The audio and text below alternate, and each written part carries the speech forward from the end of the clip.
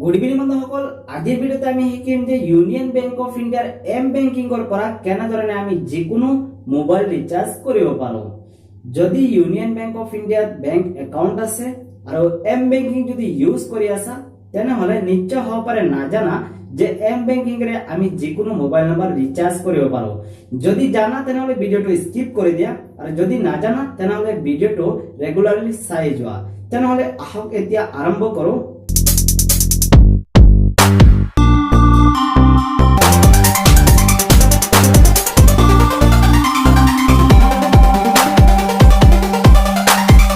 So যদি union bank of ইণ্ডিয়াৰ U mobile এপ্লিকেশ্যনৰ পৰা যদি ৰিচাৰ্জ কৰিবলৈ হয় সবৰ আগতে ইউ মোবাইল এপ্লিকেশ্যন যোনটো আছে ইউ মোবাইল এপ্লিকেশ্যনটো ওপেন কৰি ল'বা আৰু ইউ মোবাইল এপ্লিকেশ্যনত কেনেধৰণে নতুন একাউণ্ট বনাবা যদি নাজানা তেনেহ'লে মোৰ চেনেলত অলৰেডি ভিডিঅ' আছে, সেই ভিডিঅ'কেইটা চাই যোৱা।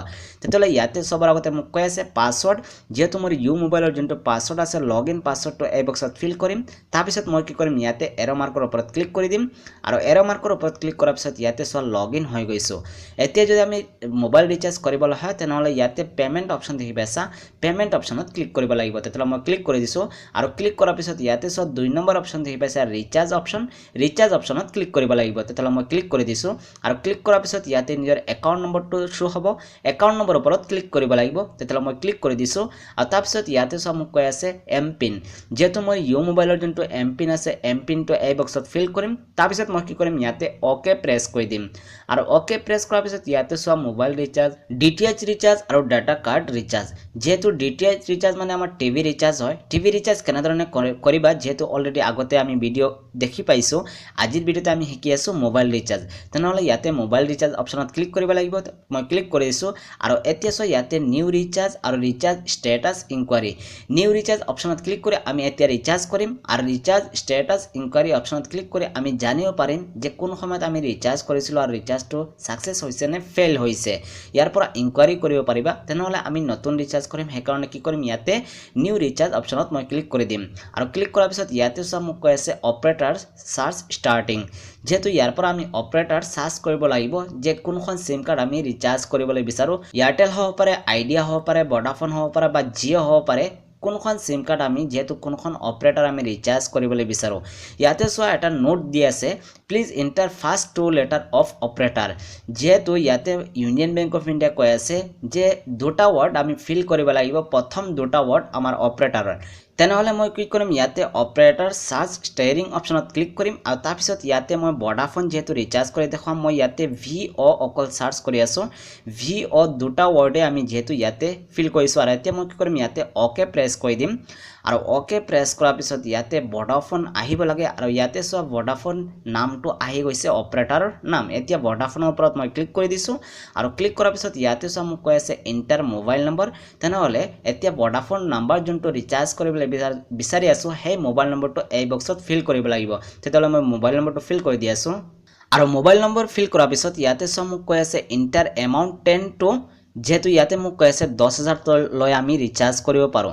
চ' ইয়াতে 10 টকাৰ পৰা যেহেতু 10,000 লৈ ৰিচাৰ্জ কৰিব পাৰোঁ, তেনেহ'লে ইয়াতে মই 10 টকা যিহেতু ৰিচাৰ্জ কৰি দেখুৱাম। আপোনালোকে যিমান পইচা ৰিচাৰ্জ কৰিবলৈ বিচৰা এই বক্সত ফিল কৰিব লাগিব। তেতিয়াহ'লে মই 10 টকা ইয়াতে ফিল কৰি লৈছোঁ এক্সাম্পল হিচাপত।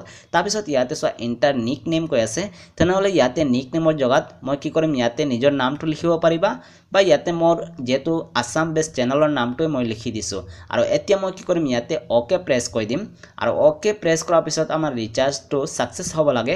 আৰু ইয়াতে চোৱা মোক কৈ আছে অপাৰেটাৰ নেম হয় ভোডাফোন, মোবাইল নম্বৰ কি হয় ইয়াতে শ্ব' হৈ গৈছে, ৰিচাৰ্জ এমাউণ্ট ইয়াতে চোৱা 10 টকা আৰু নিক নেম মই ৰাখিছিলোঁ আছাম বেষ্ট, চব কাৰেক্ট আছে। এতিয়া মই কি কৰিম, ইয়াতে অ'কে প্ৰেছ কৰি দিম আৰু যদি কাৰেক্ট নহয় তেনেহ'লে ইয়াতে কেনচেল অপশ্যনত ক্লিক কৰিব পাৰিবা আৰু নতুন হিচাপে আকৌ ফিল কৰিব লাগিব। তেনেহ'লে মই কি কৰিম, ইয়াতে কনফাৰ্ম অপশ্যনত ক্লিক কৰি দিম আৰু এতিয়া চোৱা ইয়াতে লোডিং হৈ আছে, যেহেতু প্ৰচেছিংটো হ'বই নিশ্চয়, যিমান ইণ্টাৰনেট স্পীড হ'ব সিমানে জল্দি হৈ যাব। চব পেমেণ্টৰ সময়ত অলপ মানে টাইম লাগি যায় প্ৰচেছিংটো। তেনেহ'লে ইয়াতে চোৱা 6%, 7% গৈ আছে আৰু মোৰ ৰিচাৰ্জটো ইয়াতে ছাকচেছফুল হৈ গৈছে।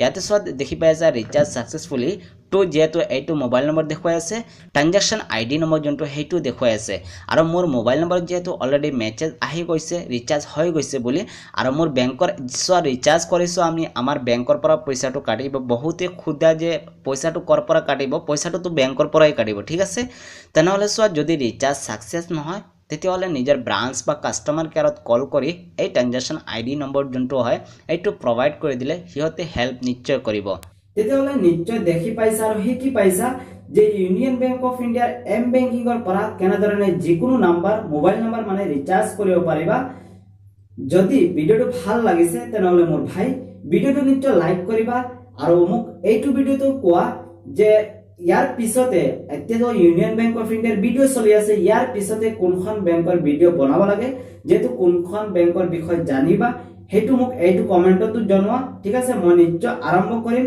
আৰু 2-3-4টা ভিডিও আছে ইউনিয়ন বেংক অফ ইণ্ডিয়া তাৰ পিছতে হেখন বেংকৰ আৰম্ভ কৰি লম তেনেহলে আজিলৈকে ইমানেই আগলৈ মিলি থাকিম আৰু এটা নতুন ভিডিও লৈ বাই বাই